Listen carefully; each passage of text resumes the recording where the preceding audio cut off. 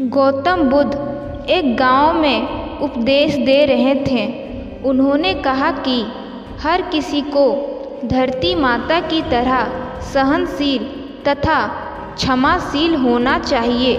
क्रोध ऐसी आग है जिसमें क्रोध करने वाला दूसरों को जलाएगा तथा खुद भी जल जाएगा। सभा में सभी शांति से बुद्ध की वाणी सुन रहे थे, लेकिन वहाँ स्वभाव से ही अति क्रोधी एक ऐसा व्यक्ति भी बैठा हुआ था जिसे ये सारी बातें बेतुकी लग रही थी। वह कुछ देर ये सब सुनता रहा, फिर अचानक ही आग बबूला होकर बोलने लगा, तुम पाखंडी हो, बड़ी बड़ी बातें करना यही तुम्हारा काम है। तुम लोगों को भ्रमित कर रहे हो। तुम्हारी ये बातें आज के समय में कोई मायने नहीं रखती। ऐसे कई कटु वचन सुनकर भी बुद्ध शांत रहे। अपनी बातों से ना तो वह दुखी हुए, ना ही कोई प्रतिक्रिया की। यह देखकर वह व्यक्ति और भी अधिक क्रोधित हो गया और उसने बुद्ध के मुंह पर थूक कर वहाँ से चला गया।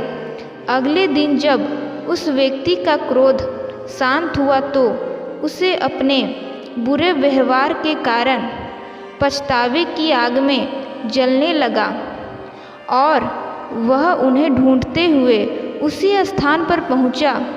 पर बुद्ध कहाँ मिलते।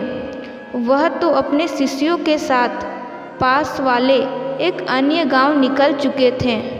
व्यक्ति ने बुद्ध के बारे में लोगों से पूछा और ढूंढते ढूंढते जहाँ बुद्ध प्रवचन दे रहे थे वहाँ पहुँच गया।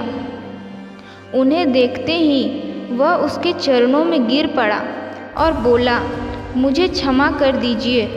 बुद्ध ने पूछा, कौन हो भाई, तुम्हें क्या हुआ है, क्यों क्षमा मांग रहे हो?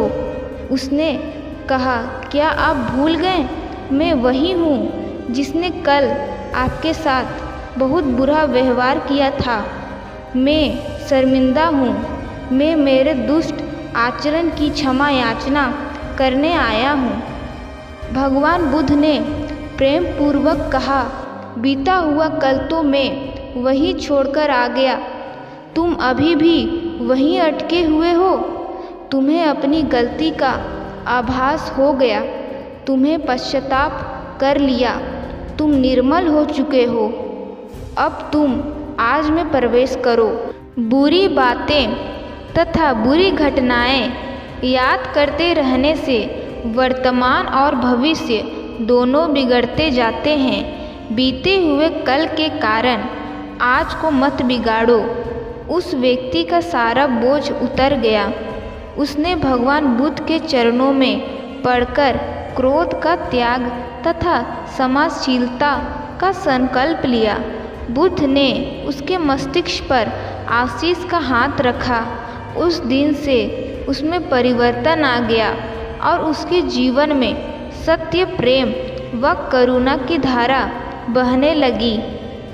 इस कहानी से हमें यह सीख मिलती है कि बहुत बार हम भूतकाल में की गई किसी गलती के बारे में सोचकर बार बार दुखी होते और खुद को कोसते हैं। हमें ऐसा कभी नहीं करना चाहिए।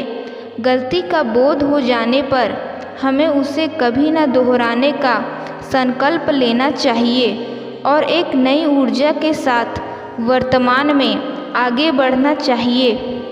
इसी के साथ जय हिंद, जय भारत।